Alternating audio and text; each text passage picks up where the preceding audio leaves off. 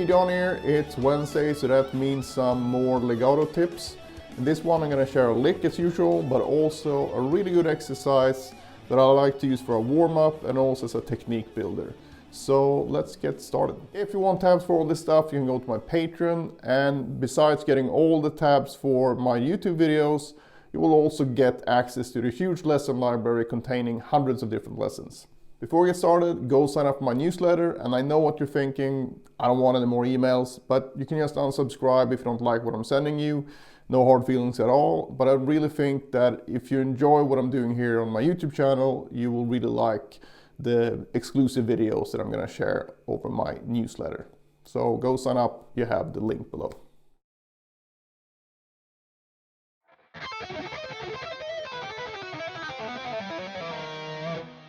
Alright, here's the slow version. We start on the 8th fret of the high E string.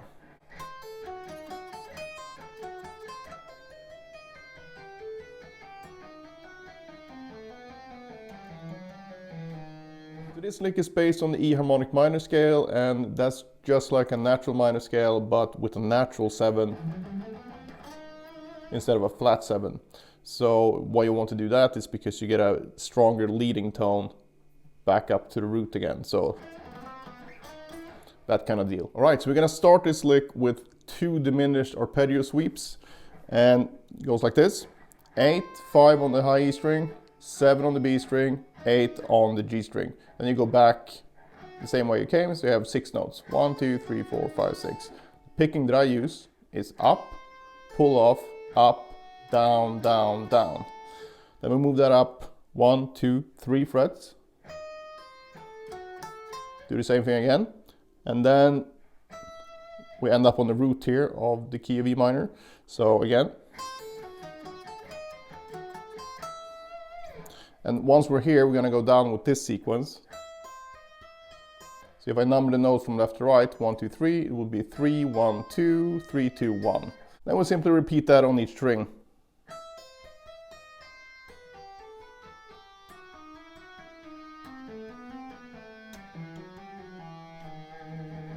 So again, slowly, so you can catch the frets.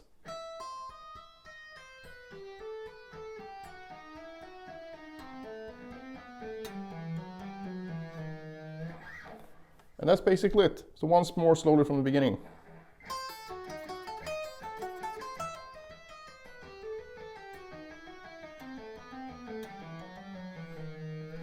Oh, I don't pick anything on the way down here.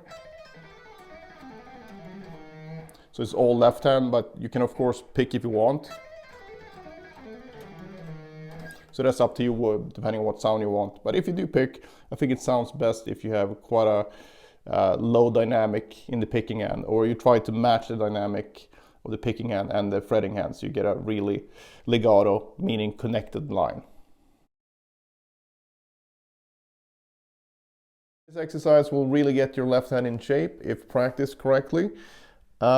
Basically 2 choices when it comes to practicing this. You can do all hammers if you want, or you use regular pull-offs. If you do regular pull-offs though, I want you to refer back to the video I did a few weeks ago, basically where I go through how to do pull-offs in the most efficient way. So if you haven't checked that out, I strongly suggest that you do that first, and you have the link below to do that. But if you already know that stuff, or you don't really care and just want to get on with it, we can just go through the exercise right now. Alright, so it's fairly simple. We're going to use one pattern, this type of pattern.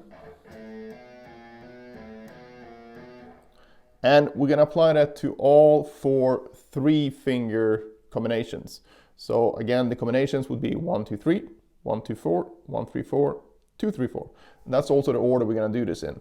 So we start with 2 reps of 1, 2, 3. Go straight into 1, 2, 4, so no picking. Straight into 1, 3, 4. And then straight into 2, 3, 4.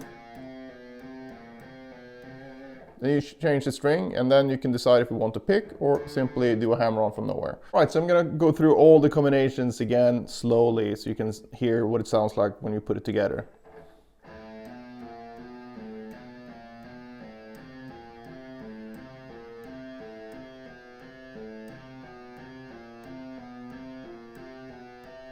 simply go to the next string.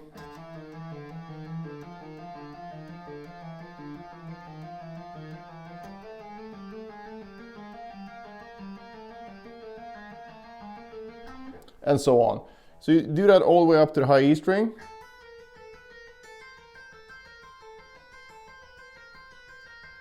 Once you reach the high E string, I would do it again, just move it up 1/2 step and repeat. So going down then. So you ended up here, move up 1/2 step, do the same combinations on the high string in this position, move it all the way down to the low E string or whatever your lowest string is, move it up 1/2 step, go up 1/2 step, go down, and so on. And I would do that at least up until the 17th fret, because the tension is so different up here and the frets are smaller and all that stuff. And if you need to slow down as you get higher up on the string, that's fine. It's just good to have the experience of playing it up here as well. What I would focus on here is, again, the fast transitions, because it's not about really, you know, pulling the crap out of the string. You want to focus on the transition time. So that fast and kind of light touch in the left hand. So really make sure that you focus on that and not the other way around where you're just pulling as hard as you can, because that will not translate into a good left hand technique. Just a quick bonus tip here. You can also pick this, of course, and that will be really helpful for your overall synchronization. But if you do that, we'll start down here with a downstroke, go all the way up to at least the 17th fret, and then go all the way back down again, but with an upstroke this time, meaning starting with an upstroke. If you do that, that's a really good warm-up / technique exercise, and I really like it because you cover this kind of tricky sequence, and you have to do that in all possible 3-finger combinations. So give this a try and let me know how it goes in the comments. Alright, so today's video was a bit shorter and more focused. If you enjoy that more than the sort of more long form videos that are like up to 15 or 20 minutes, just post it below as well so I know what you actually enjoy the most, because I don't want to do more work than I need to, and if you're not gonna appreciate the whole thing anyway, it's kind of pointless. So if you prefer this sort of shorter format, please let me know in the comments. Thanks for watching and see you in the next one.